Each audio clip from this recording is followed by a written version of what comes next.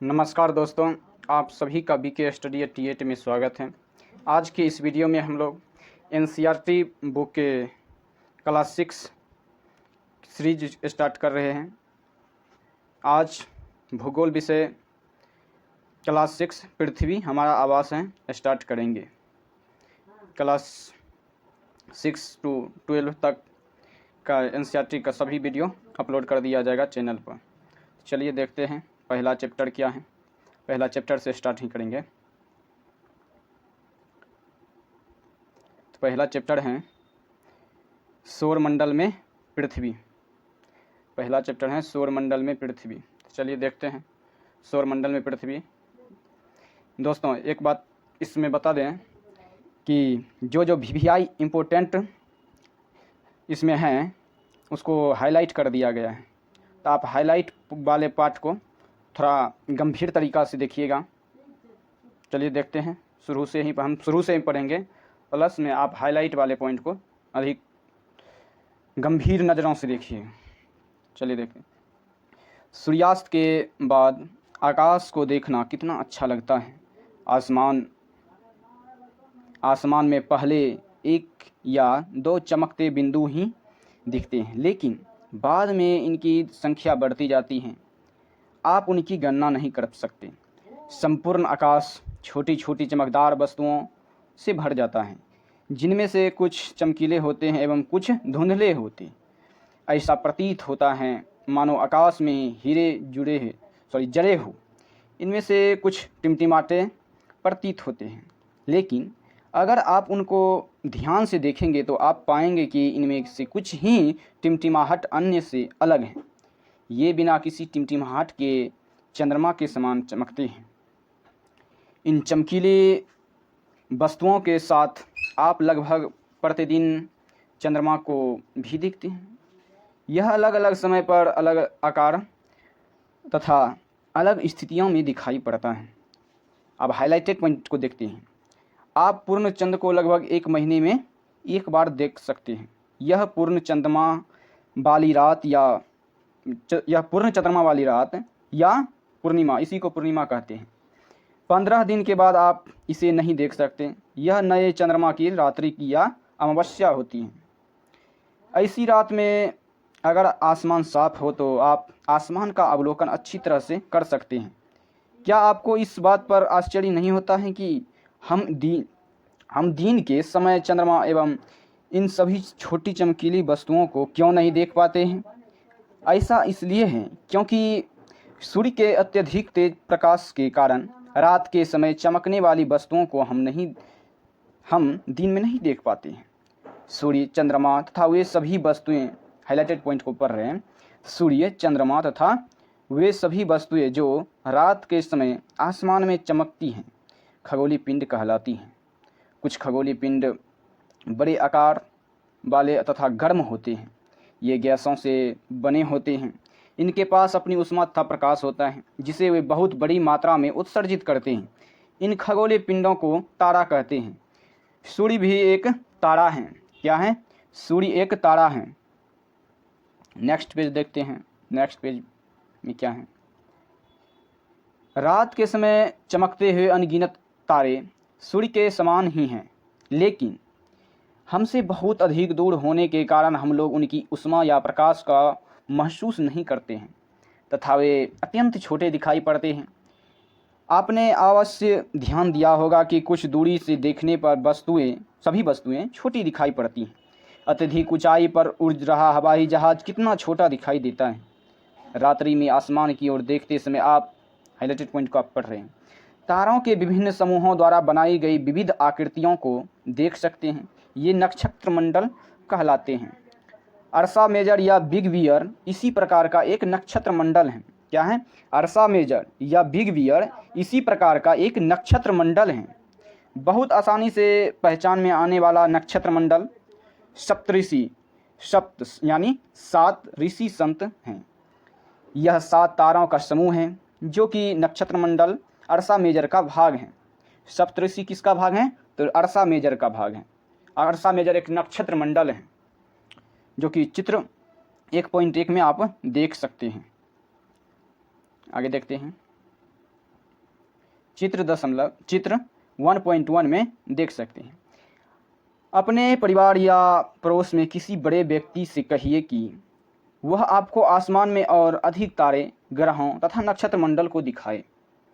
प्राचीन समय में लोग रात्रि में दिशा का निर्धारण तारों की सहायता से करते थे। अब हाइलाइटेड पॉइंट को पढ़ते हैं।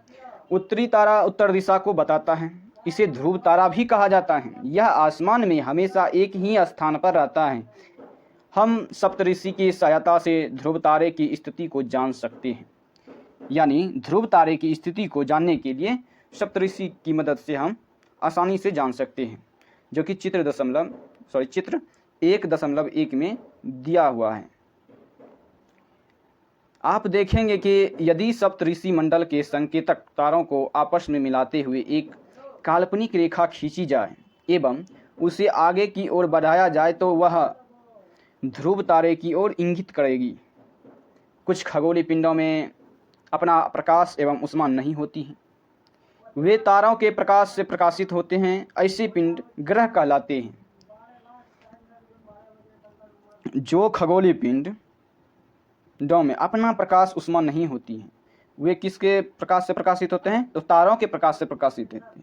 ऐसे पिंड को ग्रह कहते हैं। यह ग्रह की परिभाषा हो गया, इसको आप नोट भी कर सकते हैं। ग्रह, जिसे अंग्रेजी में प्लेनेट कहते हैं, ग्रीक भाषा के प्लेनेटाई शब्द से बना है, जिसका अर्थ है परिभ्रमक, अर्थात चारों ओर घूमने वाले। पृथ्वी, जिस पर हम रहते हैं, एक ग्रह है। यह अपना संपूर्ण प्रकाश एवं ऊष्मा सूर्य से प्राप्त करता है। यानी पृथ्वी भी के पास भी अपना सूर्य एवं प्रकाश एवं ऊष्मा नहीं है। 8 ग्रह को देख लेते हैं इसमें एक बार। ये हो गया सूर्य। सूर्य के बाद है बुध, शुक्र, पृथ्वी, मंगल। ये हुआ क्षुद्र ग्रह की पट्टी। आगे देखते हैं आगे क्या हुआ। ये भी हो गया बृहस्पति ग्रह, जो कि इसके पास 778 चंद्रमा हैं। ये हो गया शनि, यूरेनस। उसके बाद लास्ट में होगा नेपच्यून। ये हो गया नेपच्यून। चलिए दोस्तों आगे देखते हैं। यहाँ पर सभी के बारे में दिया हुआ है, तो क्या चलिए देख लेते हैं, एक बार पढ़ लेते हैं। नंबर 1, बुध के बारे में क्या है? सूर्य के चारों ओर एक परिक्रमा 88 दिन में करता है। कौन? तो बुध। अपने अक्ष पर घूर्णन 59 दिन में करता है। नंबर 2 पे है शुक्र। सूर्य के चारों ओर एक परिक्रमा 255 दिन में करता है। अपने अक्ष पर घूर्णन 243 दिन में करता है। नंबर 3 पे है पृथ्वी। सूर्य के चारों ओर एक परिक्रमा 365 दिन में करती है। अपने अक्ष पर घूर्णन 1 दिन में करते हैं। चंद्रमा की संख्या 1 है। नंबर 4 पे है मंगल। सूर्य के चारों ओर एक परिक्रमण 687 दिन में करते हैं। अपने अक्ष पर घूर्णन 1 दिन में करते हैं। चंद्रमा की संख्या इसमें 2 है।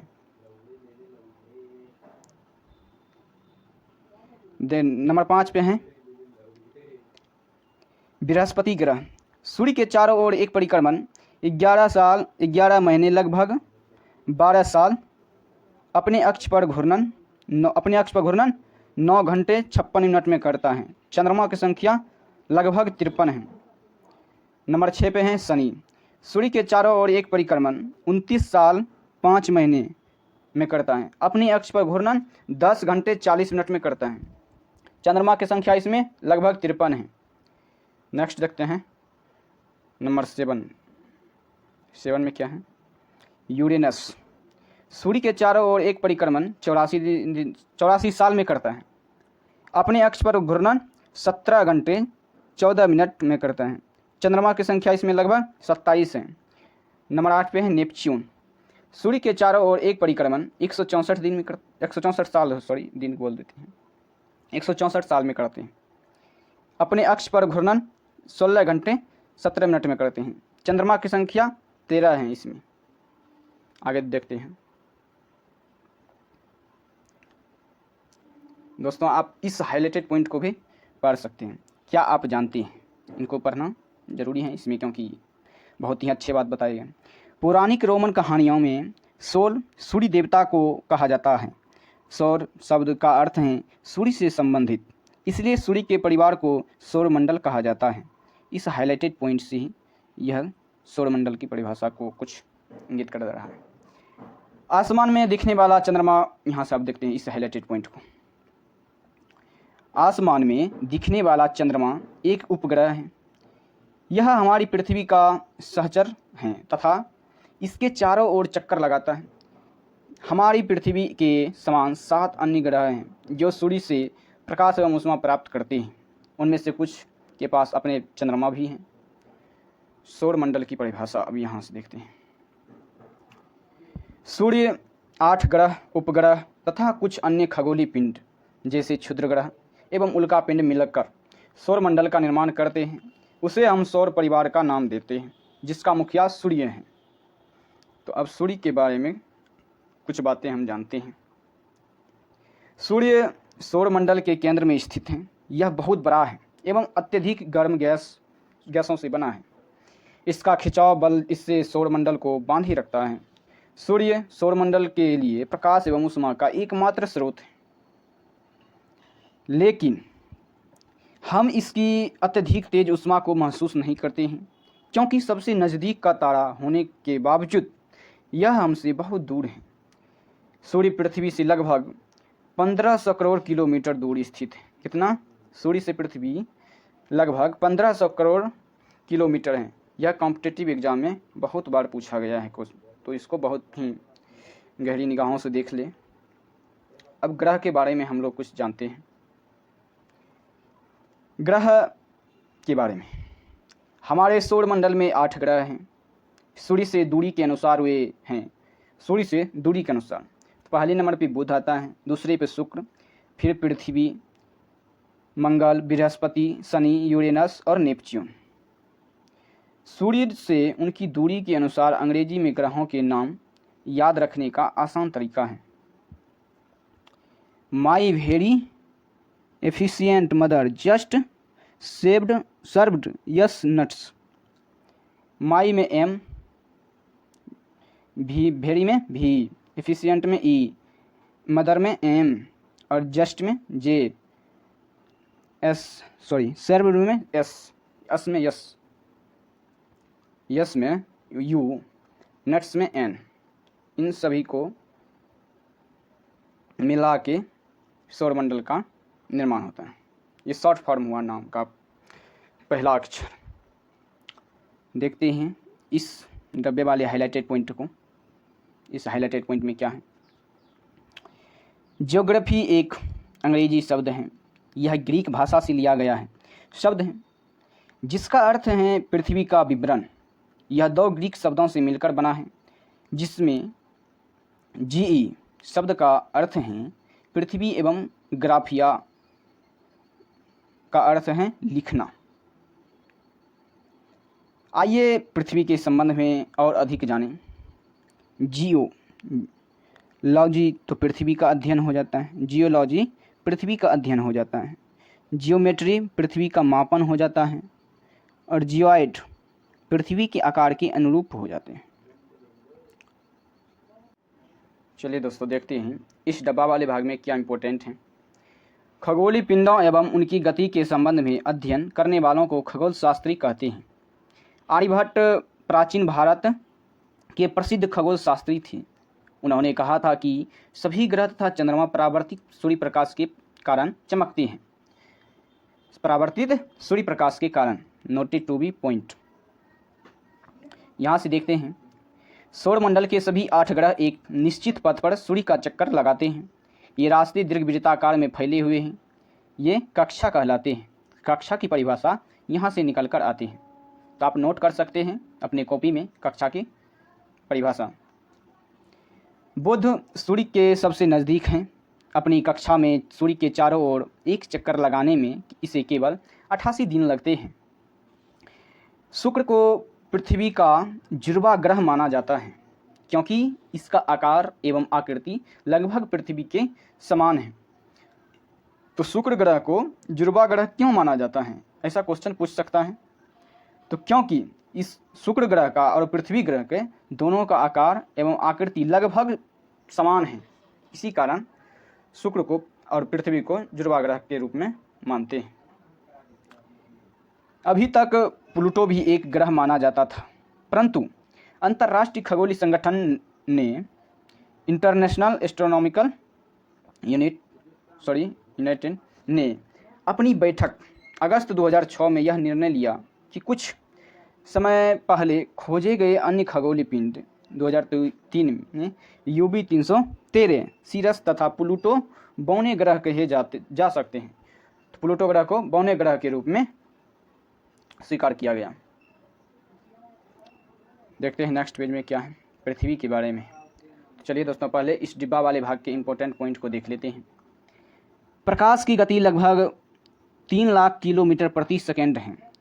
इस गति के बावजूद सूर्य के प्रकाश को पृथ्वी तक पहुंचने में लगभग 8 मिनट का समय लगता है। 8 मिनट, कहीं 20 सेकंड भी लिखा रहता है, यहाँ पे 8 मिनट लिखा गया है, तो हम इसी को सोर्स मानते हैं। चलिए पृथ्वी ग्रह के बारे में कुछ पॉइंट को जाने हम लोग। सूर्य से दूरी के हिसाब से पृथ्वी तीसरा ग्रह है। आकार में यह 5वां सबसे बड़ा ग्रह है। यह ध्रुवों के पास थोड़ी चपटी है। यही कारण है कि इसके आकार को भूआभ कहा जाता है। भूआभ का अर्थ है पृथ्वी के समान आकार। भूआभ का क्या अर्थ है? पृथ्वी के समान आकार। जीवन के लिए अनुकूल परिस्थितियां संभवतः केवल पृथ्वी पर ही पाई जाती हैं। पृथ्वी ना तो अधिक गर्म है और ना ही अधिक ठंडी। यहाँ पानी एवं वायु उपस्थित हैं जो हमारे जीवन के लिए आवश्यक हैं। वायु में जीवन के लिए आवश्यक गैसें जैसे ऑक्सीजन मौजूद हैं। इन्हीं कारणों से पृथ्वी सौरमंडल का सबसे अद्भुत ग्रह है। अंतरिक्ष से देखने पर पृथ्वी नीले रंग की दिखाई पड़ती है क्योंकि इसकी 2/3 सतह पानी से ढकी हुई है, इसीलिए इसे नीला ग्रह भी कहा जाता है। तो नीला ग्रह क्यों कहा जाता है, इसकी परिभाषा यहाँ से निकल के आ रहा है, जो आप नोट कर सकते हैं। चलिए दोस्तों, देखते हैं इस डिब्बा वाले भाग में रोचक तथ्य क्या है। पहले इसको देखते हैं। नील आर्मस्ट्रांग पहले व्यक्ति थे जिन्होंने 20 जुलाई 1969 को सबसे पहले चंद्रमा की सतह पर कदम रखा। मालूम करो कि क्या कोई भारतीय चंद्रमा पर गया है? आप सभी इस क्वेश्चन का आंसर आप कमेंट बॉक्स में दीजिएगा। चलिए देखते हैं अब चंद्रमा ग्रह के बारे में हम लोग कुछ जानते हैं। सॉरी, चंद्रमा उपग्रह है, ग्रह नहीं है। चंद्रमा के बारे में हम कुछ पॉइंट जानते हैं। हमारी पृथ्वी के पास केवल एक उपग्रह है, चंद्रमा।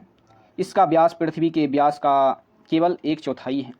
यह इतना बड़ा इसलिए प्रतीत होता है क्योंकि यह हमारे ग्रह से अन्य खगोलीय पिंडों की अपेक्षा नज़दीक है।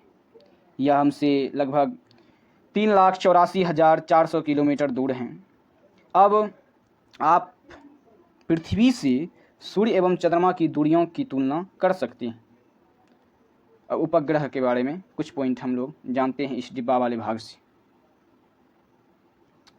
उपग्रह एक खगोलीय पिंड है जो ग्रहों के चारों ओर उसी प्रकार चक्कर लगाता है जिस प्रकार ग्रह सूर्य के चारों ओर चक्कर लगाते हैं। तो मानव निर्मित उपग्रह के बारे में कुछ पॉइंट जानते हैं। कृत्रिम उपग्रह एक कृत्रिम पिंड है। यह वैज्ञानिकों के द्वारा बनाया गया है जिसका उपयोग ब्रह्मांड के बारे में जानकारी प्राप्त करने एवं पृथ्वी पर संचार माध्यम के लिए किया जाता है। इसे रॉकेट के द्वारा अंतरिक्ष में भेजा जाता है एवं पृथ्वी की कक्षा में स्थापित कर दिया जाता है। आप चित्र से देख सकते हैं, यहाँ से रॉकेट का प्रक्षेपण हुआ, यहाँ पे रॉकेट का पृथ्वी पर गिरना और उपग्रह में प्रक्षेपित हो गया ये सैटेलाइट। अंतरिक्ष में उपस्थित एक कुछ भारतीय उपग्रह इनसेट, IRS, एडुसेट इत्यादि ये मानव निर्मित उपग्रह हैं। चलिए नेक्स्ट पेज में देखते हैं क्या है इस प्रश्न में। जीव एवं पौधों को जीवित रहने तथा विकास करने के लिए किन तत्वों की आवश्यकता होती है, इनके बारे में आप कमेंट बॉक्स में जवाब देंगे। चलिए देखते हैं, यहाँ से हाईलाइटेड पॉइंट को देखते हैं। चंद्रमा पृथ्वी का एक चक्कर लगभग 27 दिन में पूरा करता है। लगभग इतने ही समय में यह अपने अक्ष पर एक चक्कर भी पूरा करता है। इसके परिणाम स्वरूप पृथ्वी में हमें चंद्रमा का केवल एक ही भाग दिखाई पड़ता है। चंद्रमा की परिस्थितियां जीवन के लिए अनुकूल नहीं हैं। इसकी सतह पर पर्वत, मैदान एवं गड्ढे हैं जो चंद्रमा की सतह पर छाया बनाते हैं। पूर्णिमा के दिन चंद्रमा पर इनकी छाया को देखा जा सकता है। पूर्णिमा के दिन इसकी छाया को देखा जा सकता है। चलिए दोस्तों, क्षुद्र ग्रह के बारे में कुछ पॉइंट हम लोग जानते हैं। तारों, ग्रहों एवं उपग्रहों के अतिरिक्त असंख्य छोटे पिंड भी सूर्य के चारों ओर चक्कर लगाते हैं। इन पिंडों को क्षुद्र ग्रह कहा जाता है। ये मंगल एवं बृहस्पति की कक्षाओं के बीच भी पाए जाते हैं। कौन कौन से ग्रह हैं, ये नोटेट करने वाले पॉइंट हैं। मंगल एवं बृहस्पति ग्रह के कक्षाओं के बीच यह इसका एक पट्टी पाया जाता है। यस, क्षुद्र ग्रह का फोटो देख सकते हैं, यहाँ पे है। ऐसा ही क्षुद्र ग्रह होता है। वैज्ञानिकों के अनुसार क्षुद्र ग्रह के ही भाग होते हैं जो कि बहुत वर्ष पहले विस्फोट के बाद ग्रहों से टूटकर अलग हो गए। उल्का पिंड के बारे में हम कुछ पॉइंट जानते हैं। सूर्य के चारों ओर चक्कर लगाने वाले पत्थरों के छोटे छोटे टुकड़ों को उल्का पिंड कहते हैं। कभी कभी ये उल्का पिंड पृथ्वी के इतने नज़दीक आ जाते हैं, इनकी प्रवृत्ति पृथ्वी पर गिरने की होती है। इस प्रक्रिया के दौरान वायु के साथ घर्षण होने के कारण ये गर्म होकर जल जाते हैं। फलस्वरूप चमकदार प्रकाश उत्पन्न होता है। कभी कभी कोई उल्का पूरी तरह जले बिना पृथ्वी पर गिरती हैं, जिससे धरातल पर गड्ढे बन जाते हैं। क्या आपने तारों वाले खुले आकाश में एक ओर से दूसरी ओर तक फैली चौड़ी सफ़ेद पट्टी की तरह एक चमकदार रास्ते को देखा है? यदि हाँ, तो आप कमेंट बॉक्स में इसका जवाब दें, यस और नो में। यह लाखों तारों का समूह है। अब यहाँ से हम हाइलाइटेड पॉइंट को देखते हैं। यह पट्टी आकाशगंगा यानी मिल्की वे है। हमारा सौरमंडल इस आकाशगंगा का एक भाग है। हम जिस सौरमंडल में रहते हैं, मिल्की वे गैलेक्सी का एक पार्ट है हमारा सौरमंडल। प्राचीन भारत में इसकी कल्पना आकाश में प्रकाश की एक बहती नदी से की गई थी। इस प्रकार इसका नाम आकाशगंगा प्राप्त था। आकाशगंगा करोड़ों तारों, बादलों तथा गैसों की एक प्रणाली है। इस प्रकार की लाखों आकाशगंगाएं मिलकर ब्रह्मांड का निर्माण करती हैं। ब्रह्मांड के विशालता की कल्पना करना अत्यधिक कठिन है। वैज्ञानिक अभी भी इसके बारे में अधिक से अधिक जानकारी एकत्र करने में जुटे हैं। इसके आकार के संबंध में हमें कोई जानकारी नहीं है, लेकिन फिर भी हम जानते हैं कि हम सभी इसी ब्रह्मांड का हिस्सा हैं। इस चित्र को देखिए, इस सेंटर में हम हैं, उसके बाद पृथ्वी है। पृथ्वी सौरमंडल का हिस्सा है, सौरमंडल आकाशगंगा का हिस्सा है, आकाशगंगा ब्रह्मांड का हिस्सा है। क्या आप ब्रह्मांड के साथ अपना संबंध बता सकते हैं? यदि हाँ, तो अपने कमेंट बॉक्स में जवाब दें। आप पृथ्वी पर हैं तथा पृथ्वी सौरमंडल का एक भाग है। हमारा सौरमंडल आकाशगंगा में यानी मिल्की वे का एक भाग है जो ब्रह्मांड का हिस्सा है। ब्रह्मांड से जुड़े इस तथ्य पर विचार कीजिए कि इसमें लाखों आकाशगंगाएं मौजूद हैं। इस चित्र में आपका स्थान कहाँ है? देखते हैं दोस्तों अभ्यास प्रश्न में इस वीडियो में नहीं देख सकते हैं, इसके लिए अलग बना देंगे वीडियो। इसमें ऑब्जेक्टिव टाइप क्वेश्चन को देखते हैं। ऑब्जेक्टिव में क्या है? पहला प्रश्न, किस ग्रह को पृथ्वी के जुड़वा ग्रह के नाम से जाना जाता है? तो शुक्र को। किस ग्रह को पृथ्वी के जुड़वा ग्रह के नाम से जाना जाता है? तो शुक्र को। सूर्य से तीसरा सबसे नज़दीक ग्रह कौन सा है? तो पृथ्वी। सूर्य से तीसरा सबसे नज़दीक ग्रह कौन सा है? तो पृथ्वी। नेक्स्ट क्वेश्चन देखते हैं। सभी ग्रह सूर्य के चारों ओर किस प्रकार के पथ पर चक्कर लगाते हैं? तो दीर्घवृत्ताकार पे। सभी ग्रह सूर्य के चारों ओर किस प्रकार के पथ पर चक्कर लगाते हैं? तो दीर्घवृत्ताकार पथ पर। ध्रुव तारे किस दिशा का ज्ञान होता है? तो उत्तर दिशा का ज्ञान होता है। ध्रुव तारे से किस दिशा का ज्ञान होता है? तो उत्तर दिशा की। क्षुद्र ग्रह किन कक्षाओं के बीच पाए जाते हैं? तो मंगल ग्रह एवं बृहस्पति ग्रह के बीच।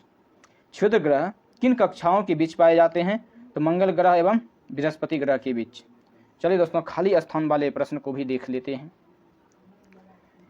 तारा का एक समूह जो विभिन्न प्रतिरूपों का निर्माण करता है उसे तारामंडल कहते हैं। तारों की एक बहुत बड़ी प्रणाली को आकाशगंगा कहते हैं। यहाँ पे आकाशगंगा भराएगा। मून यहाँ पे भराएगा। पृथ्वी से सबसे करीब है। अर्थ सूर्य से तीसरा सबसे नज़दीक ग्रह है। ग्रहों के पास अपनी हीट यानी उष्मा तथा प्रकाश नहीं होती हैं।